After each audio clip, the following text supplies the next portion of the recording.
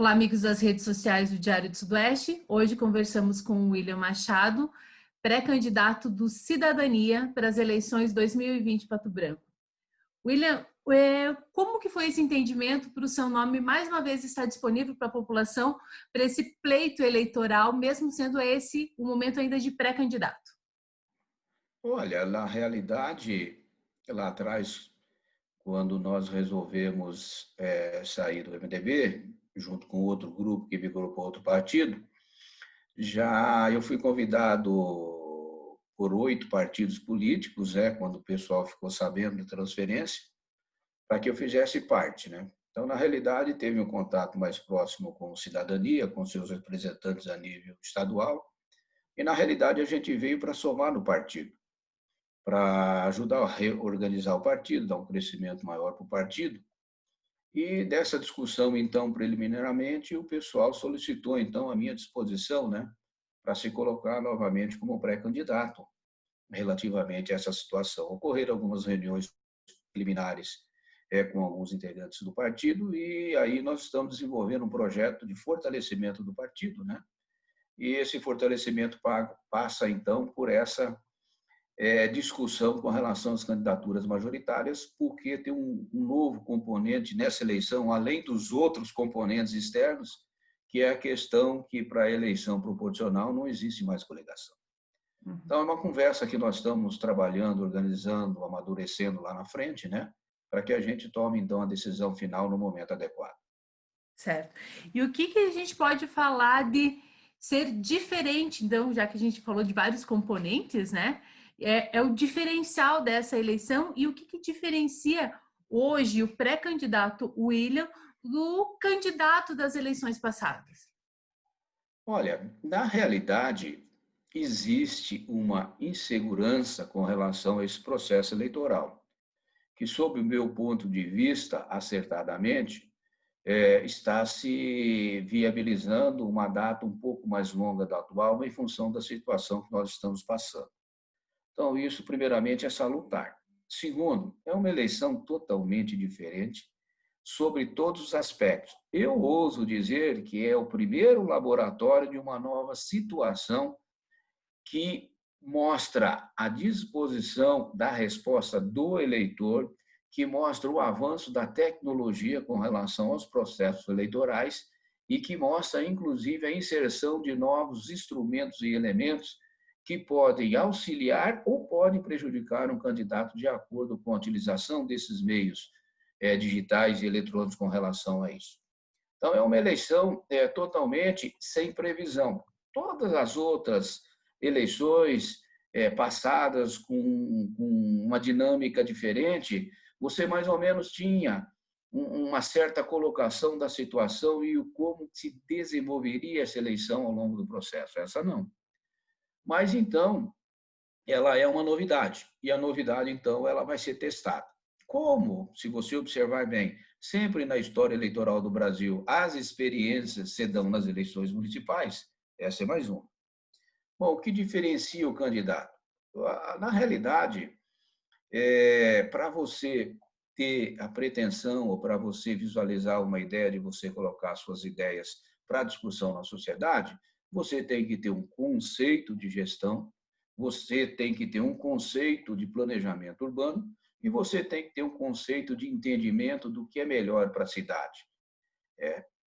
Relativamente, a mudança é muito pouca, mas eu vejo assim, no futuro, seja quem for, vai ter uma dificuldade extra com relação a isso.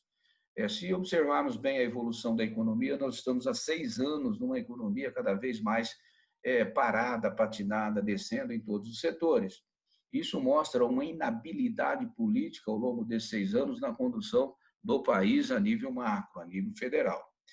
Agora nós entramos numa pandemia com uma consequência econômica de dificuldade para vários setores. Você pode pegar toda a estrutura setorial que existe na economia, todos estão sofrendo, alguns mais, outros menos.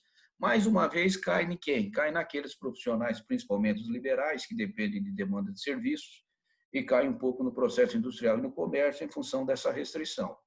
Então, não se sabe qual vai ser a resposta da retomada com relação a essa situação. Eu tenho acompanhado muitas discussões econômicas e todos eles estão manifestando que lá para o segundo semestre de 2021 pode começar a ocorrer o equilíbrio dessa retomada.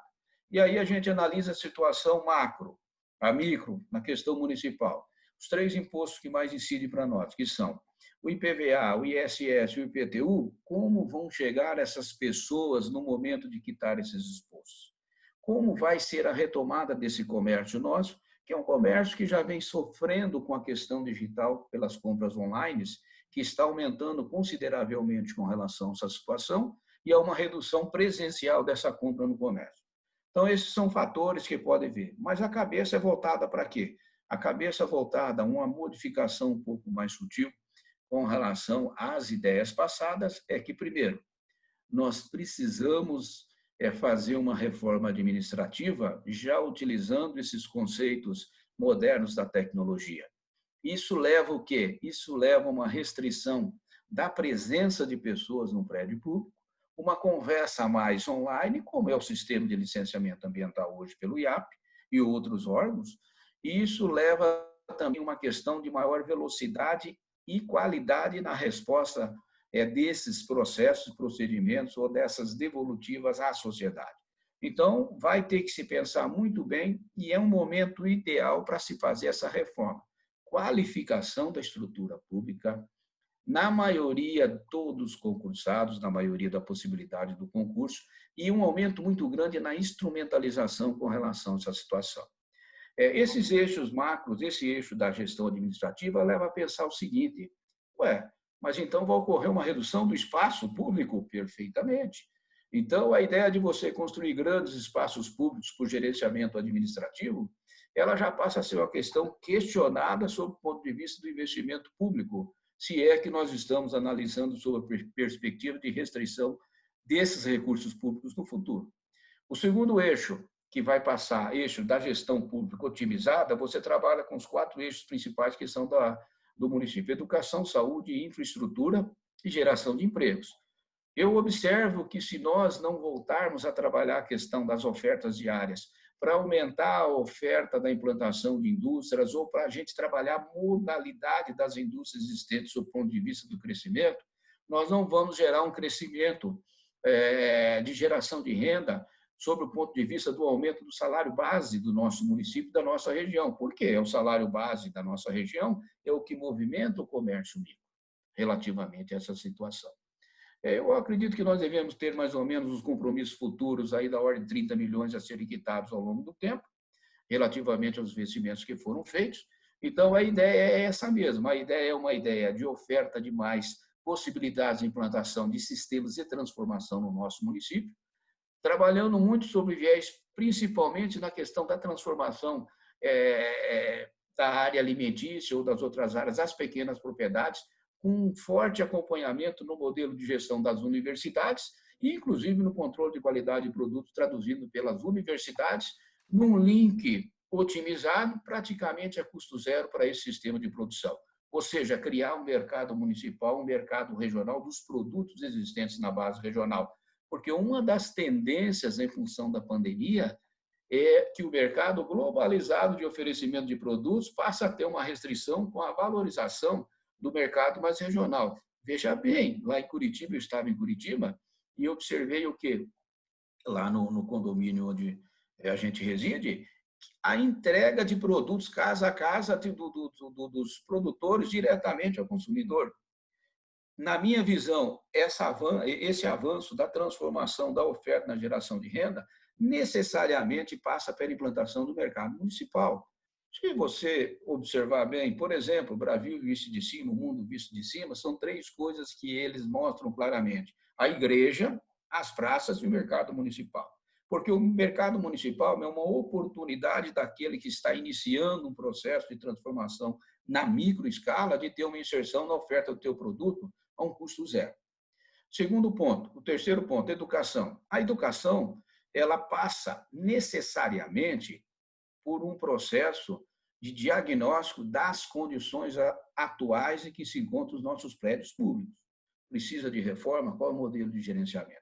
Segundo, passa por um processo de qualificação em todas as áreas, inclusive da regularização dos outros profissionais dos serviços que praticamente estão à margem. É preciso organizar esse sistema. Bom, nós temos um bom índice de desenvolvimento. Agora, ele materializa na realidade lá na frente, daí a ideia da criação de centro de atividades educacionais localizados em determinadas regiões, com várias atividades de línguas, de laboratório um pouco mais profundo, de um aprofundamento maior na questão do ensino, ligado à questão da inovação de tecnologia, ligado às artes, ligado aos esportes, para que, de certa forma, a gente consiga dar um poder maior, digamos assim, de possibilidade de crescimento na base inicial do ensino educacional, voltado para quê? Voltado para que as nossas crianças, na realidade, materializem o avanço e a questão do ensino, trabalhando das 8 às 15, trabalhando lá com o café da manhã, com o café da tarde, uma refeição no meio, possibilitando, então, um avanço melhor dessa estrutura. Por exemplo, línguas, trabalhando as 2, 3 línguas, a iniciação, trabalhando a iniciação digital, embora eles dominem plenamente hoje em dia, né? Qualquer criança trabalha isso aí, mas com viés mais trabalhado com a questão do ensino, da didática do ensino, desse aprofundamento, correto? Voltarmos às atividades que trabalham a base de interação social dos alunos com relação a atividades de artes, a escola das artes, que não saiu, a escola da dança, a escola da pintura, a escola dos antigos que aqui chegaram, conversando numa roda de conversas com esses pequenos, mostrando que era a região quando chegou ou não, ou seja, o resgate histórico, a história histórica. A história praticamente voltada a essas crianças. O eixo da saúde, fundamental. Essa pandemia mostrou que o Brasil se segurou, o pouco que está se segurando, embora desestruturado praticamente nessa questão da área, pelo SUS. O SUS segurou os servidores municipais, os servidores estaduais conseguiram, até esse momento, minimizar o impacto relativamente a isso. Nós precisamos voltar, primeiramente, à criação do médico da ponta, é o médico lá da ponta do sistema de prevenção. Nós temos que aumentar essa oferta. Nós temos que manter os nossos profissionais num regime de tranquilidade para exercer o trabalho e não sobrecarregado. Nós temos que aumentar essa oferta na base.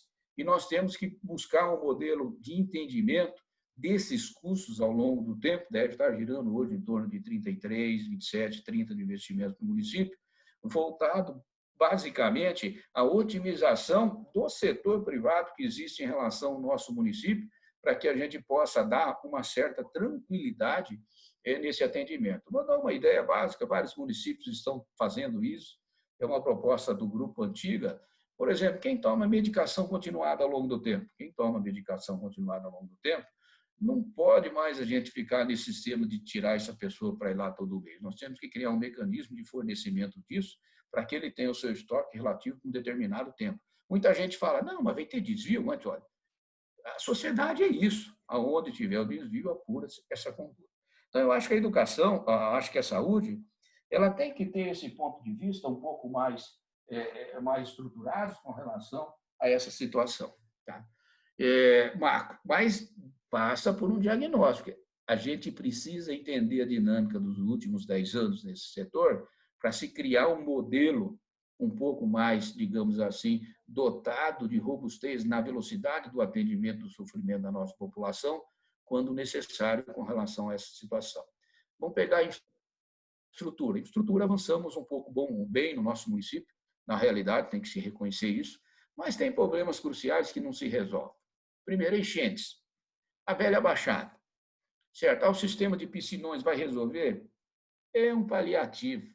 Depende de vários fatores. Lá na região lá da garagem da prefeitura, ele tem funcionado, porque as condições de solos, a geologia, ela compete a esse tipo de obra. Você pega a área central nossa no Baiano, não compete. Nós temos que investir num estudo de transposição de bacia. Por quê? Não é possível aquele pessoal, na sequência dos anos, e as atividades climáticas, elas vão remeter o quê? Essas mudanças, as chuvas mais concentradas, maior volume no menor tempo. Isso já é um padrão definido com relação a isso. Se nós pegarmos a nossa área de impermeabilização, nós vamos ter o quê? Nós vamos ter a velocidade das águas se acumulando num tempo muito curto.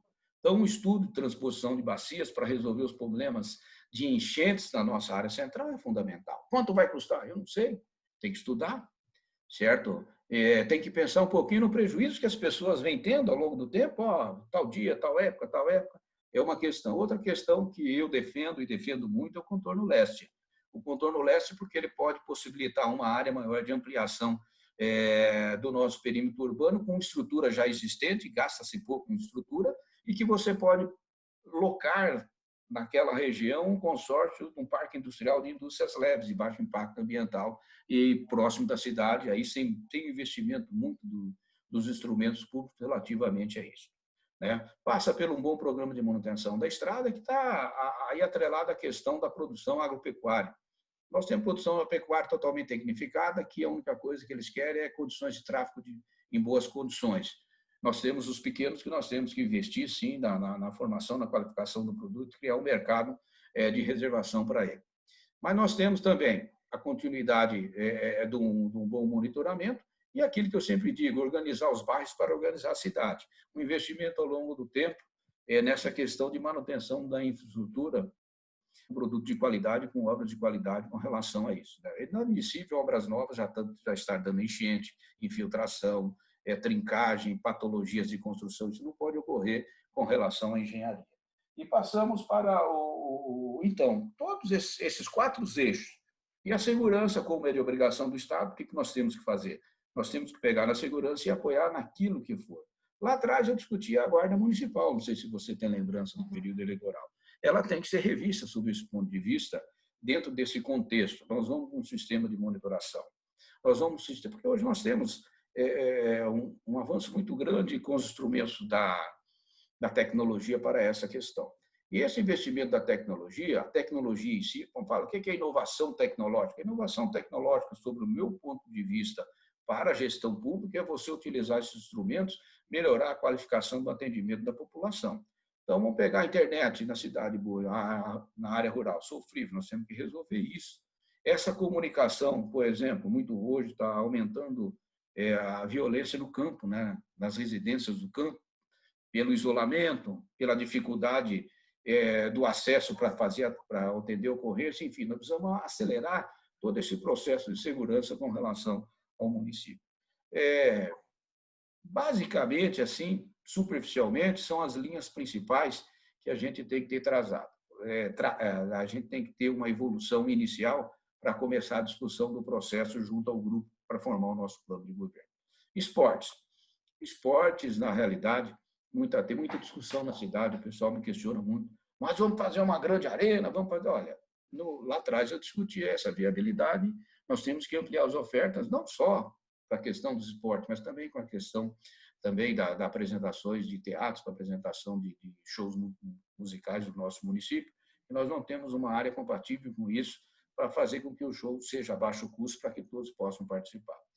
Então, na realidade, é uma discussão. Eu defendo a prerrogativa atrelado a esse momento de crise, atrelado a essa não visibilidade da situação econômica do futuro, que primeiro a gente começa a resolver as questões básicas que estão diretamente relacionadas às pessoas. Porque o meu conceito de cidade, primeiramente, o pensar é para as pessoas. As pessoas que precisam, as pessoas que necessitam, as questões principalmente da mobilidade, a questão de você dotar em bairros, hoje nós temos bairros médios, né? Toda a estrutura de comércio e serviços para que se gire lá toda essa situação. E aí também, com relação à estrutura, as criações dos eixos principais de deslocamento de extremos, leste, oeste, sul e norte do nosso município, com relação a essa situação. Uma aproximação muito forte com relação às instituições de ensino na nossa região, para que a gente possa ter, digamos assim, a massa pensante que só desenvolve o pensar, ajudando a resolver os nossos problemas, principalmente na questão de qualidade de produto e na questão da qualidade da infraestrutura e das funções que são exigidas, que são desenvolvidas no nosso município. A ideia é a gente vai criar um setor só de qualidade de avaliação de obras. Para quê? Para que efetivamente as coisas sejam feitas de acordo com o que deveriam ser feitas. William, você mesmo comentou que o desafio do próximo gestor é também não saber a situação econômica, né? De como que vai ficar passada essa pandemia. Existe uma visão de que a economia do município também vai enxugar por causa da questão do pagamento até mesmo de impostos, né? Como fazer toda essa adequação de uma nova estrutura pensando nesse enxugamento? Olha, veja bem, nós temos um enxugamento quase que concreto, mas não vamos colocar assim, né? Uma probabilidade a nível municipal, a nível estadual e a nível federal. Evidentemente, se você trabalha com essa restrição, o que você vai ter que fazer? Você vai ter que atrelar hoje o que está em disponibilidade da tecnologia para você centralizar um modelo de gestão, certo, administrativo, nas áreas que são possíveis. Tem áreas que não tem como, porque é pessoal, é a pessoa, pois assistente social, por exemplo.